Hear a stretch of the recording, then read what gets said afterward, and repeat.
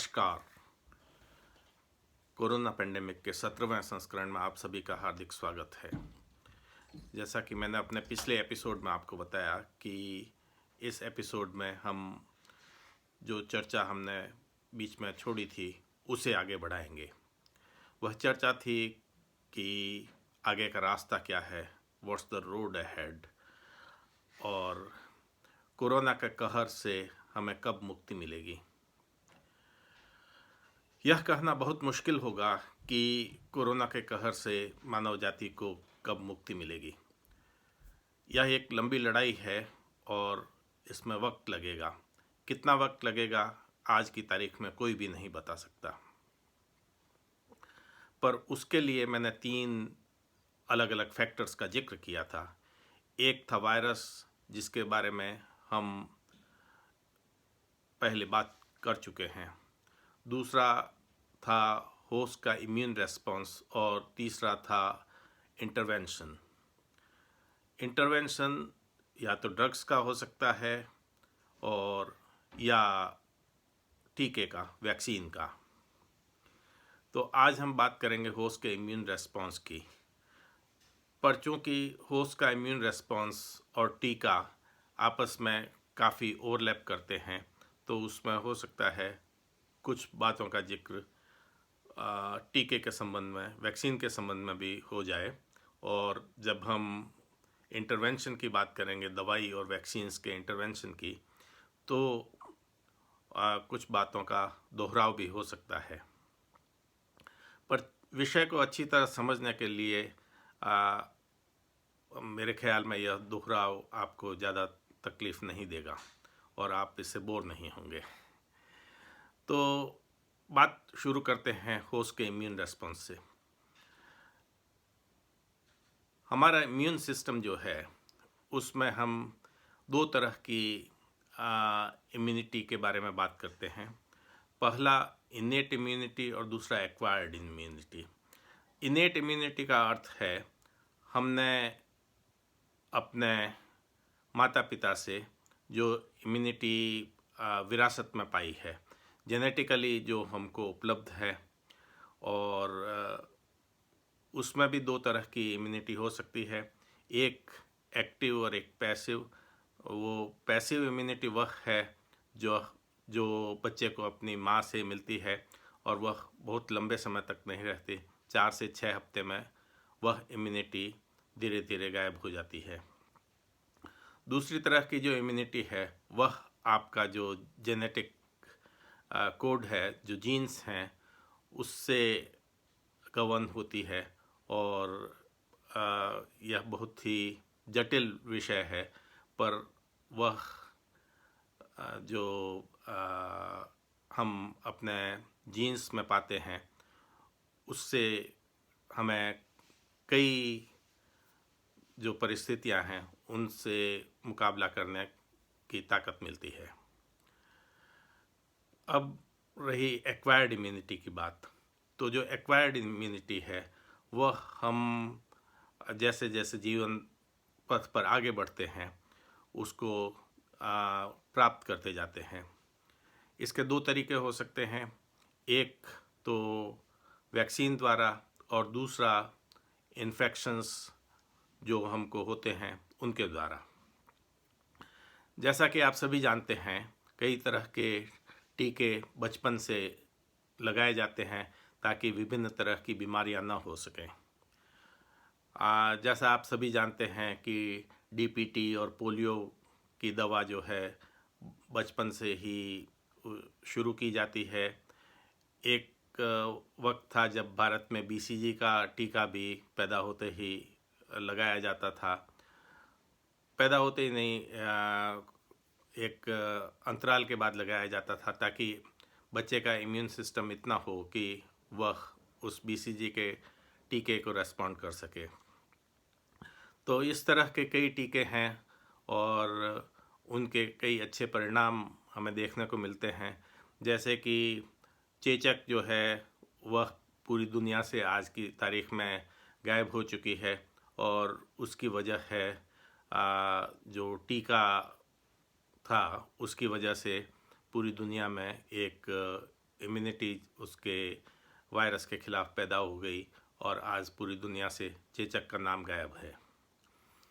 पर किसी भी बीमारी के खिलाफ कोई टीका डेवलप करना बहुत आसान काम नहीं है।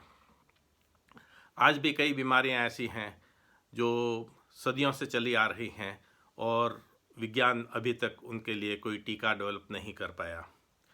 जैसा हम सभी जानते हैं, मलेरिया जो ट्रॉपिकल कंट्रीज़ में, भारत जैसे देशों में बहुतायत से पाया जाता है, वह इतने वर्षों से प्रयासों के बावजूद उसके खिलाफ कोई टीका नहीं बनाया जा सका।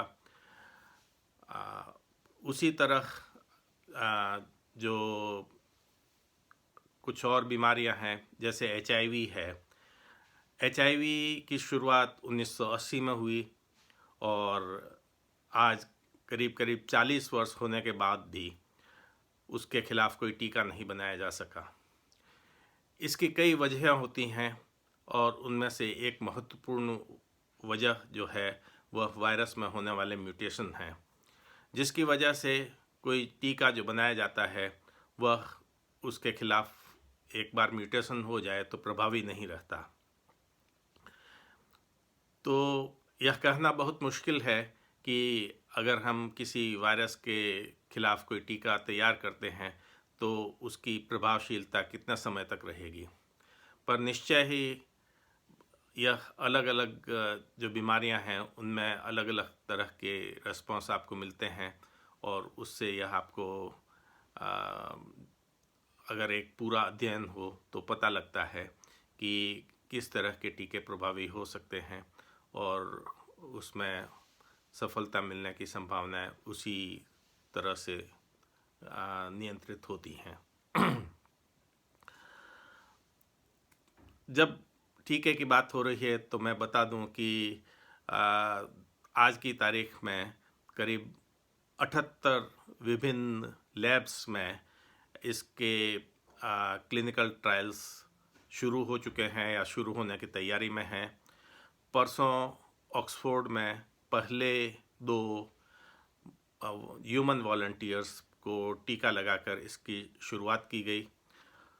ऑक्सफोर्ड यूनिवर्सिटी के ये 2 वॉलंटियर्स माइक्रोबायोलॉजिस्ट हैं और उन्होंने मानवता के लिए इस अभियान की शुरुआत करने का बीड़ा उठाया है। देखना होगा कि क्या परिणाम हमें मिलते हैं, पर इतना याद रखिए कि यह एक सरल प्रक्रिया नहीं है, क्योंकि इसमें न केवल एफिकेसी की टीका कितना प्रभावी है उसको जांचा जाना है, वरन यह भी जांचा जाना है कि वह टीका सुरक्षित है या नहीं। क्योंकि अगर वह असुरक्षित है और कोई इस तरह की रिएक्शन जो है वह शरीर में पैदा करता है जो खुद वायरस से ज़्यादा खतरनाक हो, तो वह एक खतरनाक सिचुएशन होगी। तो इन सारी चीज़ों के अध्ययन के लिए एक वक्त चाहिए होता है और जो ओवर ऑप्टिमिस्टिक एस्टिमेट्स हैं उसके हिसाब से करीब 6 महीने कम से कम लगने हैं। पर ये एस्टिमेट्स में, जैसा मैंने कहा, कि ओवर ऑप्टिमिस्टिक एस्टिमेट्स हैं और इसमें साल, 1.5 साल, 2 साल भी लग सकते हैं। कहना बड़ा मुश्किल है कि हमें कोविड-19 के खिलाफ टीका कब उपलब्ध होगा। दूसरी जो समस्या है वह है कि वह टीका कितना प्रभावी होगा, क्योंकि वायरस, जैसा कि हम अभी तक जो विभिन्न प्रकार के वायरस हुए हैं उनको देखते आए हैं, तो उनमें कई तरह के वायरस होते हैं। कुछ में बहुत जल्दी म्यूटेशन होते हैं, जैसे कि HIV का वायरस, और कुछ में बहुत धीमी गति से म्यूटेशन होते हैं। तो जिनमें तेज़ गति से म्यूटेशन होते हैं उनमें आप कोई प्रभावी टीका डेवलप नहीं कर सकते, क्योंकि जब तक आप कोई टीका बनाते हैं तब तक वायरस अपने आप स्वरूप में बदलाव कर चुका होता है और वह टीका उसके विरुद्ध प्रभावी नहीं होता। पर अगर उसमें म्यूटेशन जल्दी नहीं होते हैं तो अच्छी संभावना रहती है कि आप कोई उसके खिलाफ अच्छा टीका बना सके। यह तो आने वाला वक्त ही बताएगा कि विज्ञान को इसमें कितनी सफलता मिलती है, और उसी पर निर्भर करेगा कि कोरोना की कहर से हमें कब मुक्ति मिलेगी। तो यह तो हुई होस्ट के इम्यून रेस्पॉन्स की बात। अगले एपिसोड में हम बात करेंगे इंटरवेंशंस की, जो या तो ड्रग्स से हो सकते हैं या वैक्सीन से। पर चूँकि अब जब ह्यूमन हो रेस्पॉन्स की बात हुई, इम्यून रेस्पॉन्स की बात हुई, तो आपसे एक बात और करना चाहूँगा, वह है प्लाज्मा ट्रीटमेंट के बारे में। आजकल प्लाज्मा ट्रीटमेंट की बड़ी चर्चा हो रही है और भारत सहित कई देशों में इसकी ट्रायल्स हो रही हैं। यह कहना बड़ा मुश्किल है कि प्लाज्मा ट्रीटमेंट कितना प्रभावी होगा, क्योंकि जब तक आप वायरस के बारे में पूरी तरह नहीं जानते, न तो उसका स्ट्रक्चर के बारे में बहुत ज़्यादा जानकारी है, हालांकि उसका जीनोम हम डेवलप कर चुके हैं, न ही उसकी पैथोफिजियोलॉजी के बारे में ज़्यादा जानकारी है कि किस तरह वह बीमारी पैदा करता है। कई अलग अलग तरह की थ्योरीज आ रही हैं, और उसमें से अभी सबसे जो ज़्यादा प्रभावी थ्योरी लग रही है वह साइटोकाइन स्टॉर्म की लगती है कि आपका इम्यून सिस्टम जो है वह एक हाइपर एक्टिव मोड में आ जाता है। पर अभी कुछ कहना बड़ा मुश्किल होगा। और प्लाज्मा ट्रीटमेंट बेसिकली आपके शरीर में जो खून है उसके दो एलिमेंट होते हैं, एक सेलुलर एलिमेंट और एक लिक्विड एलिमेंट। तो जो प्लाज्मा है वह उसका नॉन सेलुलर एलिमेंट है, और उसमें एंटीबॉडीज़ होती हैं। और प्लाज्मा ट्रीटमेंट इस थ्योरी पर आधारित है कि वे एंटीबॉडीज़ कोरोना वायरस के खिलाफ काम करेंगी और जो संक्रमित व्यक्ति है उसे बचाएंगी। पर अगर साइटोकाइन स्टॉर्म की वजह से किसी व्यक्ति को बहुत सीरियस कोरोना डिजीज हुई है, तो उस परिस्थिति में उसके जो एंटीबॉडीज़ लेवल होंगे वह क्या इतने ज़्यादा हो सकते हैं कि अगर आप वो जो रिकवर कर चुका व्यक्ति है उसके प्लाज्मा को अगर दूसरे मरीज़ में डालें तो उसमें इस तरह का कोई रिएक्शन न हो। कई जटिल सवाल हैं और अभी इस बारे में कहना बड़ा मुश्किल है, पर क्लिनिकल ट्रायल्स शुरू हो चुकी हैं और देखना होगा कि इसके क्या परिणाम निकलेंगे। एक और जो बड़ी समस्या इस ट्रीटमेंट में है वह है प्लाज्मा की उपलब्धि, क्योंकि फ़िलहाल जो सिचुएशंस हैं उसमें आप प्लाज्मा खाली जो पेशेंट रिकवर हो चुके हैं, जो पॉजिटिव पेशेंट थे और नेगेटिव हो चुके हैं, उन्हीं लोगों का प्लाज्मा आप ले सकते हैं, और इस तरह से उसकी उपलब्धता इतनी अधिक नहीं होगी।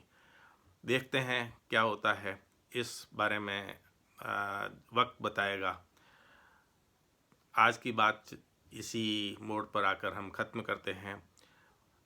इससे पहले कि मैं आज का एपिसोड ख़त्म करूं, आपको एक बार फिर याद दिला दूं कि आप इसे ज़्यादा से ज़्यादा शेयर कीजिए, सब्सक्राइब कीजिए, जो बेल आइकन है उसे दबाइए सब, और इसको अगर आपको पसंद आता है तो लाइक कीजिए, और अब कमेंट बॉक्स में अपने कमेंट लिखिए ताकि इस आपकी और क्या क्या इस संबंध में प्रश्न हैं उनके मैं जवाब दे सकूं और इस कार्यक्रम को आपके लिए ज़्यादा से ज़्यादा ज्ञानवर्धक और रोचक बना सकूं। बहुत बहुत धन्यवाद।